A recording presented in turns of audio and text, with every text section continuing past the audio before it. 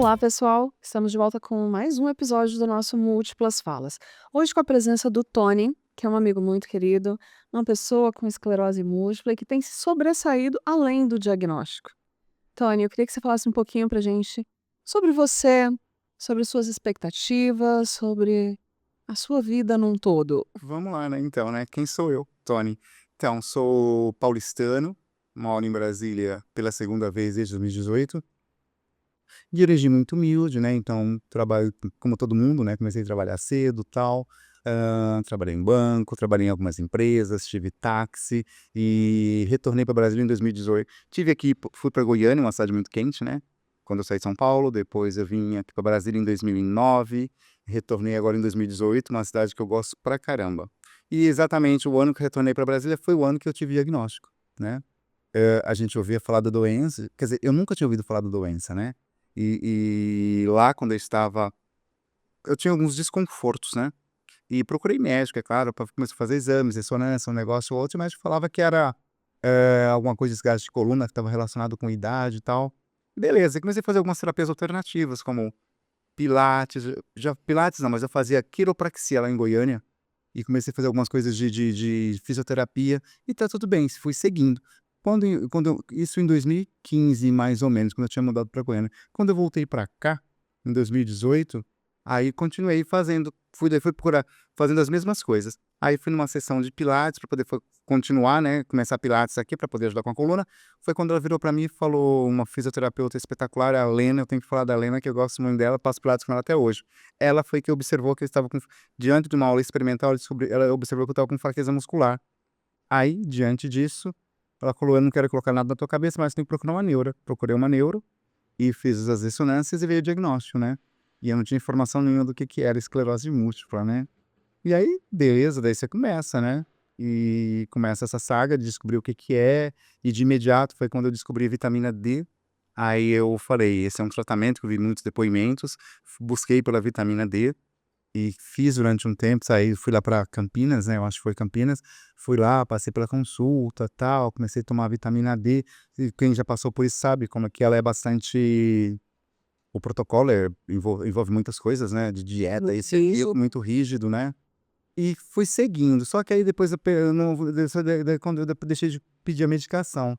Aí foi quando eu conheci, alguém me falou da associação, aí através da associação veio você. E me indicaram uma médica na associação, acho que eu até vou seguinte com a médica, que foi a doutora Fernanda, né. E aí isso foi em novembro de 2019, passei pela primeira vez com ela, e aí já renovou todos os exames, e me encaminhei para seguir o protocolo mesmo de tratamento de doença esclerose múltipla, né, com primariamente progressiva com Ocrevus. E venho de lá, desde então, venho me cuidando com o protocolo, tomando Ocrevus, seguindo com, eu tive alguns momentos que eu precisei fazer, como é que chama, né, Pulsoterapia. pulsoterapia, cheguei a fazer alguns momentos pulsoterapia, continuo fazendo pilates, continuo fazendo musculação, me cuidando. Mas eu acho mais importante é o seguinte, a doença existe, infelizmente ela vai nos limitando, mas eu sou um cara que vive um dia por vez, você entendeu? Eu vivo um dia por vez, procuro ser feliz, procuro rir, procuro, é desconfortável você não conseguir, e faço terapia também, né, porque a gente fica naquelas, né, "Pô, é que eu não consigo fazer isso. Pô, é que eu não consigo fazer aquilo". Mas eu consigo fazer muitas outras coisas também. E é isso que a gente tem que olhar, tudo que a gente consegue fazer. Eu tenho aprendido a cada dia mais é não me violentar. Se eu conseguir ir andando até aquele posto de gasolina ali, eu vou, se eu não conseguir, eu não vou e tá tudo bem. E eu não vou fazer pra agradar ninguém, sabe. Eu estava de férias agora lá na minha cidade, né, e aí o trânsito estava insuportável, a gente sabe que as sessões de trânsito deixam a gente esgotado. Eu não estava dirigindo, mas eu falei: "Não, eu não vou sair, eu vou ficar em casa, vou ficar bem". A gente tem que se cuidar e fazer o que a gente gosta, e fazer o que a gente Exatamente. gosta o tempo inteiro. Eu dei um passo, assim, muito forte, eu acho, na minha vida, até diante de tudo isso, que foi o seguinte: o ano passado, eu já estava querendo dar uma guinada na carreira, né. Eu trabalho, eu sempre trabalhei, eu sou do ramo de materiais de construção, sempre trabalhei nessa eu fui gerente de loja, gerente de marketing, gerente de importação, hã, gerente de relacionamento, e fiquei muito forte voltado com o mercado de alto padrão. Eu queria muito seguir só trabalhando só com o segmento, só com o mercado de alto padrão e só com arquitetura. Eu não sou arquiteto. E fiz uma mentoria no início do ano passado e já determinei para mim, eu vou sair da empresa no meio do ano. E assim eu fiz. Chegou no meio do ano e aí, foram tantas coisas que eu ouvi: "Você é doido, é a questão da doença". Falei: se eu morrer amanhã, eu quero morrer feliz fazendo o que eu quero, fazendo o que eu quero". Sabe, assim, a empresa que eu trabalhava, assim, me projetou muito no mercado.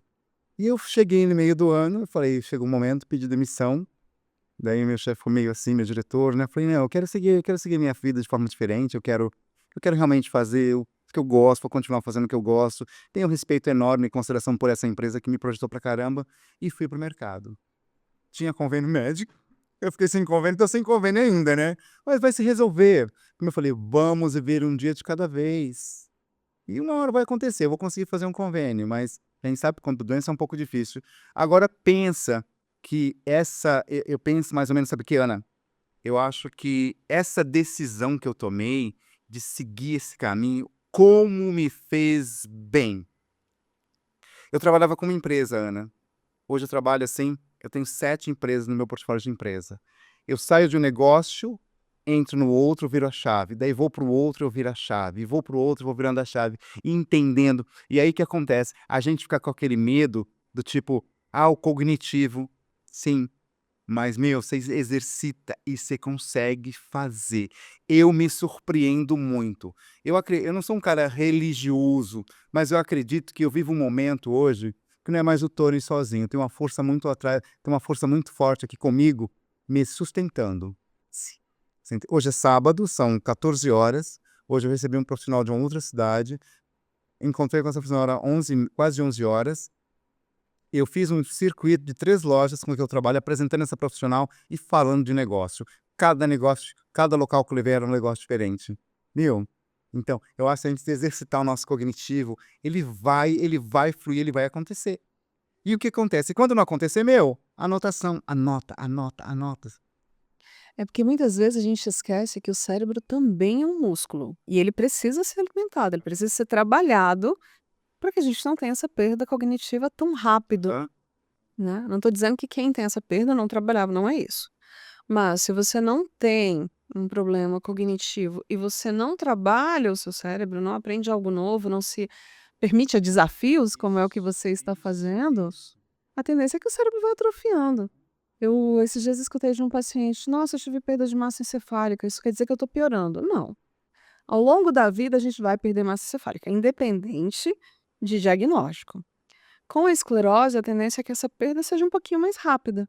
Por isso que é mais importante ainda pra gente fazer exatamente isso que você está fazendo.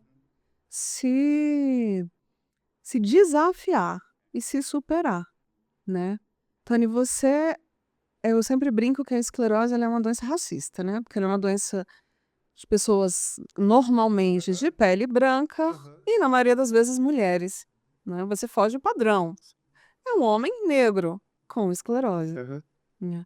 E aí a gente sabe que quando a gente recebe um diagnóstico desse, a gente também tem que estar lidando muito ali com os preconceitos, com o olhar do outro, com o outro que tenta nos limitar o tempo todo. E você é alguém que vem superando preconceitos aí ao longo da vida toda, né. Sou muito tranquilo com isso, assim, Ana. Sou negro, eu até brinco muito. Sou negro, sou gay, sou PCD. Eu chego nos lugares e falo: "Eu quero É o isso estereótipo em tudo". Tem pessoa. tudo, tem um pacote, você entende? Mas, Ana, assim, negro, de origem pobre, você entendeu? Mas eu sou muito cabeça erguida, assim, eu não me vejo, eu me vejo muito resolvido, sabe? Vejo muito resolvido, não sei se de repente por conta muito trabalho de Deus que tem atuado muito sobre a minha vida, que me fez com a cabeça muito boa, você entendeu? Eu não baixo minha cabeça, você entendeu? Sexualidade, sou gay, sou muito resolvido, fui casado 3 vezes, eu falo que eu sou gay tão experiente que eu sou até viúvo, você entendeu? E isso pra mim é também muito resolvido, você entendeu? E a questão da necessidade especial, que, eu não vou falar que no início foi né, a utilização, né, da bengala, é um desafio que talvez a gente tenha que vencer. Eu quebrei o meu pé, acho que foi em 2021, 2020, 21, não sei.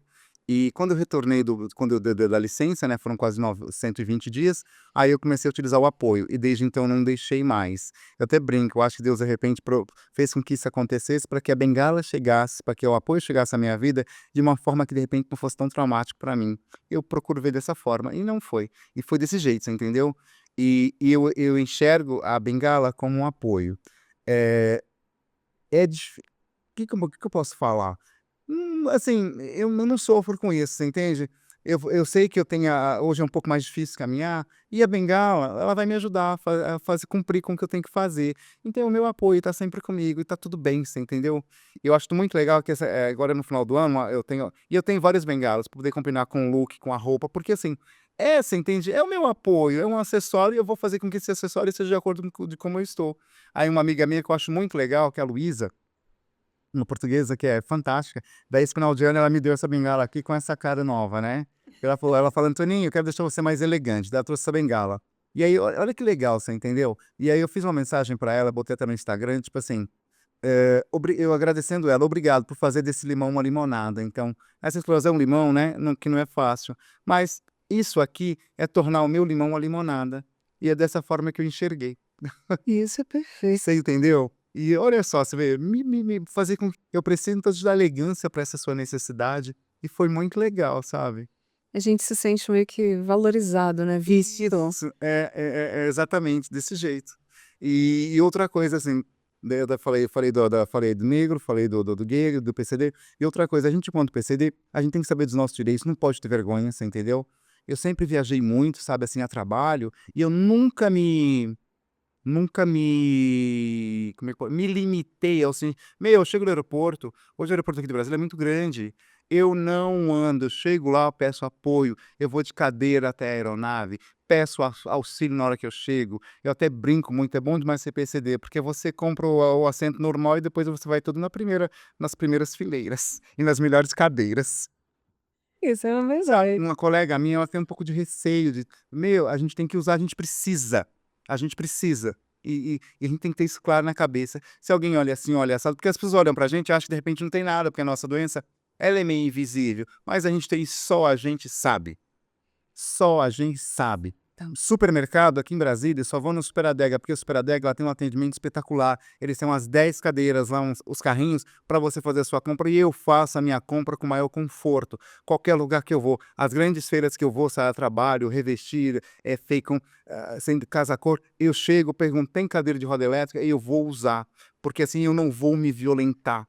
Você entendeu? O ano passado na Revestir eu fiz a feira todos os dias, de terça a sábado, num conforto surreal, meu. Você chega lá e lá tinha umas 50 cadeiras pra você utilizar. Pois peguei, eu andei em todos os estandes da feira, me deu um conforto fantástico. Quem vira e pergunta: tem uma dificuldadezinha", mas você levanta, você tira uma foto, você e volta e vai fazendo o seu circuito. Eu sempre eu sempre falo o seguinte, o meu recado: não se violente. Nós infelizmente hoje temos a limitação, a gente tem que respeitar, o nosso corpo tem um limite, Perfeito. né. E assim, você falando do aeroporto, eu lembrei de mim. Nas primeiras vezes eu tinha vergonha. Eu não pedia a cadeira, porque eu morria de vergonha. Eu falava: "Como assim, gente? Eu ainda dou conta. Pedir a cadeira é preguiça. Não, eu vou, eu vou". Quando chegava na aeronave, eu estava morrendo, fadiga mil. Chegava para os eventos em São Paulo, eu estava muito cansada, porque eu tinha gastado toda a minha energia no aeroporto. Agora eu faço igual você, eu já chego para fazer o check-in: "A cadeira, por favor". Eu "Mas a senhora precisa?". "Sim, eu preciso". sim, sim. "Eu preciso". Aham. E aí vão lá e a gente ainda tem todo aquele luxo, né, somos os primeiros a embarcar, na hora de sair tem que esperar porque alguém vai vir buscar a gente na aeronave, e é isso. Agora eu só brinco com o seguinte, não sei se a gente pode colocar essa brincadeira aqui, né. Nós que temos necessidades especiais, né, somos todos direcionados para um bolsão, né, aqui em Brasília e nos aeroportos do Brasil também. E dali depois você chega naquele bolsão e dali depois eles te levam, né. Eu só fico imaginando se acontecer algum desastre, né. Nós somos os primeiros a ser Eu nunca tinha parado pra pensar nisso. mas eu pensei também que de repente nós podemos ser os primeiros a serem arrebatados, né. Porque ali tem gente que não anda, tem gente que não enxerga, né, tem gente que não fala, entendeu. Só deixa eu ajudar esse pessoal e arrebata a gente. Nunca pensei nisso, né, agora eu vou ficar nessa situação. Porque a gente tá naquele bolsão tudo de necessidade especial, Ana. Tem jovens com necessidades especiais, idosos, gestantes, tá todo mundo ali no mesmo bolsão. Mas a gente tem que usar, sabe, a gente não tem que ter vergonha em tudo, sabe, tem que fazer valer as nossas, né. E outra coisa que eu também não gosto não gosto de me vitimizar, não gosto disso, não acho legal, acho que a gente tem que encarar o dia, tem tanta gente passando por tanta coisa, nós cada um tem o seu, cada um tem a sua jornada, e nós temos a nossa, você entendeu? E nós temos a nossa. Uma vez, não sei se posso falar um exemplo, sabe, que a gente chegou aqui, tinha aquele rapaz que tá com esclerose lateral amiotrófica, que tá bastante, o caso dele tá bastante evoluído, aí você olha pra pessoa e fala, porra, meu, eu não tenho nada, sabe assim, eu não tenho nada, sabe assim, eu sou muito grato a Deus, você entende, ó, existe o problema, mas eu trabalho fazendo o que eu gosto, sou remunerado, graças a Deus, né? Consigo ter acesso à assistência médica, tem minha família, tem rede de apoio, você entendeu? O calor é um veneno pra gente, a gente sabe. Graças a Deus, meu automóvel tem ar-condicionado, você entende? Que eu posso ligar para poder me locomover, hoje andando muito na rua, você entende? A gente fica pensando só no problema, só que a gente esquece de ver todas as outras coisas que Deus, não sei, ela realizada. Eu procuro ver isso, que coloca diante da gente, para que a gente possa enfrentar e caminhar nessa jornada. Então, parar de focar só aqui, você entendeu? Quando eu levanto de manhã, eu falo, meu, permanecer na cama não é opção.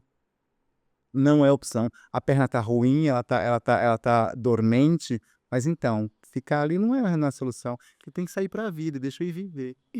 Tem um filme, Tony, que eu gosto muito, que chama Doutor Alegria. E nesse filme, ele acaba se internando num sanatório. E nesse sanatório, ele conhece um outro interno que fala pra ele sempre assim: o que você vê? E ele sempre responde: 5 dedos. E esse outro interno, ele pergunta várias vezes: mas o que você vê? Até que ele responde, né? A própria pessoa que tá perguntando responde pra ele: você precisa enxergar além dos 5 dedos. Porque se a gente foca só aqui, só na doença, fica tudo mais difícil, tudo mais pesado. Não que ter a doença não seja difícil e pesado, não é isso, a gente não tá aqui pra romantizar. Mas se eu foco só no problema e não tento achar a solução, a vida da gente acaba ficando muito mais pesada, né? E aí é nessa hora que eu fico meio preocupado com a questão da militância, Uhum, né? Acho que você, assim como eu, também tem essa visão de que quando a gente milita demais em cima de uma coisa, muitas vezes a gente já não tá mais ali militando em cima de uma causa, mas em cima de querer obrigar o outro a ver o mundo como eu vejo. uhum, concordo com você. Nunca fui de militar em nenhuma das frentes que eu participo, né? Nem no gay, nem no negro, nem na doença. Nunca. Sou muito na minha, sempre fui muito na É. minha.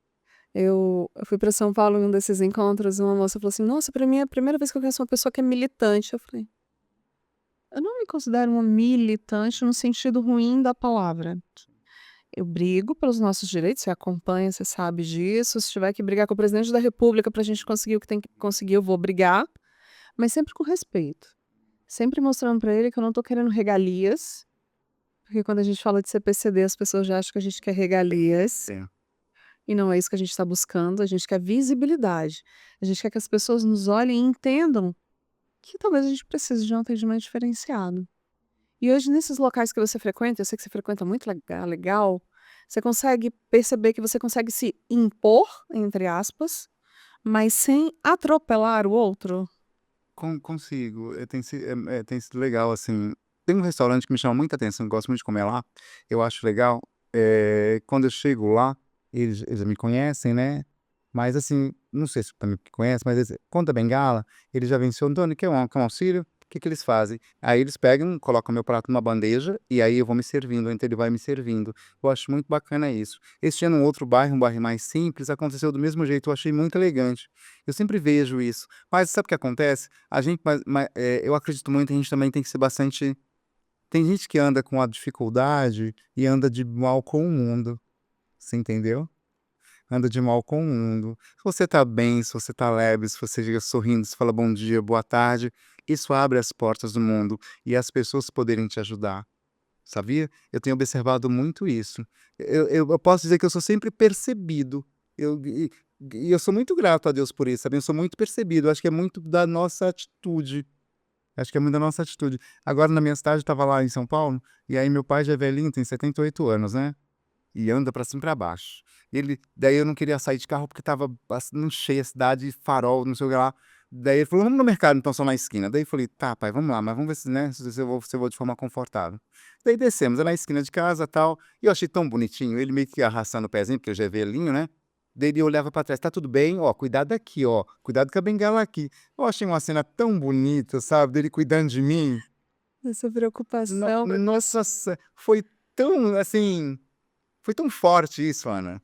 Foi tão forte isso, porque assim, ele cuidando de mim, sabia? Eu achei tão bonitinho da parte dele. Não, isso é maravilhoso. E às vezes a gente tá tão preso na nossa dor, que até mesmo esse ato dele falar assim pra você: "Olha, cuidado, cuidado aqui pra você não colocar a bengala", É. quem tá muito machucado vai virar e falar assim: "Tá vendo, já quer me limitar". Isso! E não é cuidado. Minha mãe, nossa, você não sabe o que faz. Aí o que acontece, não sei se acontece com você, a gente tá dentro do nosso espaço, nas nossas casas, a gente tá meio que acostumado. Quando você vai conviver uma semana num outro local, parece que você tem que se adequar, é meio que estranho, sabe, porque você já tá parece que você sabe até onde colocar o pé, né, por conta das nossas dificuldades. E aí na minha mãe teve um dia que eu na hora da minha filha sempre o quarto dela, eu levantei o braço, derrubei a estandezinha de bonequinho dela. Falei: "Ô mãe, desculpa", ela: "Não, fica tranquilo". Daí ela virou pro meu pai: "Zelinho, você não vai colocar a estantezinha de novo?" Eu falei: "Espera ele ir embora primeiro, né, podemos derrubar de novo". É isso, Você entendeu? adequar que essa realidade pra nossa realidade. Aí da estantezinha derrubei, falei: "Ô mãe, desculpa", né. E a gente tem que rir, né, eu levo tudo assim numa boa, sem levar nada pesado. É, com quanto mais leveza, melhor, né. Mais leveza, sabe, com leveza. E agradecer a Deus por cada dia. Se tiver outro momento legal hoje, estou aqui com você, estamos falando de, né, dessa doença que lamentavelmente é um diagnóstico que a gente atravessa, você está aqui diante de uma associação, levando tanta informação pra gente, o papel que você faz, Sabiana, é tão importante, sabe, porque existe tanta gente desacreditada, existe gente que embarca nessa vibe negativa, e você aí de uma forma tão atuante, tá tão presente nas nossas vidas, entende? Na minha vida, há quase 6 anos aí, sabe, com esse trabalho que é tão sempre levantando, fazendo ações e mostrando pra gente que dá pra fazer muita coisa, igual eu virei e falei, tem muita coisa que a gente às vezes não consegue fazer, mas tem tantas outras coisas que a gente consegue fazer, e o que que eu consigo fazer, né? Olha, tá até aqui, né? Live, love, laugh, sing, dance, tudo a gente pode fazer. E acima de tudo sonhar.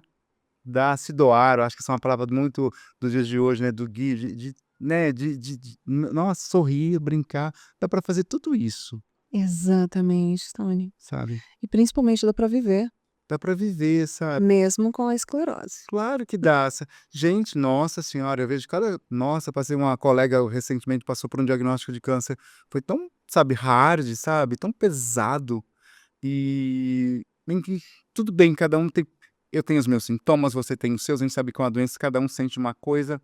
Mas dá pra cada um, sei lá, gente, vamos ser mais leve, sabe, não sei. Não é Você já fácil. enxerga além dos Tem 5 dedos? além dos 5 dedos, você vê, olha, graças a Deus, trabalho pra caramba, sabe, faço os meus negócios que eu curto pra caramba, faço o podcast que graças a Deus hoje é uma referência aqui na cidade, olha, quem gostar de história de arquitetura, histórias no quadradinho, vai lá. Hoje é o podcast que Me mais diga. fala com o público da arquitetura, tá. E outra coisa também, hoje eu sou host também, porque eu sou bilíngue, sou host do Clube do Poliglota, tá. Então quer praticar inglês? Clube do Poliglota. Ó, gostei da dica, Eu sou de um, né, tem outras sessões aqui em Brasília. Tony, já caminhando agora para o finalzinho desse nosso bate-papo, mais uma vez te agradecendo pela sua Fico disponibilidade, feliz. e agradecendo por você fazer parte da minha vida, porque a gente criou esse vínculo bacana, essa amizade boa, onde a gente não exige nada um do outro, porque a gente entende os limites um do outro, e ao mesmo tempo a gente sabe que pode se apoiar ali se precisar, Sim, sempre, sempre, né. sempre, sempre. Então, pessoal, fica o convite mais uma vez, conheçam o Histórias no Quadradinho, que é o podcast do nosso amigo Tony, que é bem legal, bem bacana. E conheçam as nossas páginas também, sigam, compartilhem, nos apoiem, isso ajuda demais a nossa causa. Muito Eu obrigada. quero fazer mais um trem, falar uma coisa só. Pode, Sim. pode falar. Eu quero deixar um agradecimento aqui muito especial à doutora Fernanda, neurologista. Eu acho que a Fernanda ela tem um trabalho espetacular conosco, pacientes de esclerose múltipla, uma médica assim de uma generosidade surreal, sabe, de uma humildade, de uma simplicidade. Fernanda, você é muito importante nas nossas vidas, eu não podia deixar de falar de você. E eu sou muito grato a você e sou muito grato a Deus de poder tê-la colocado no meu caminho e poder me ajudar tanto, viu? Disse tudo. Agora você homenageou a pessoa certa. Né? E só uma outra coisa. Um recado que eu quero deixar assim, o meu recado é: não se violente, não se permita se violentar, faça dentro do seu limite tudo e tá tudo bem. Perfeito. Obrigada, pessoal, e até o próximo.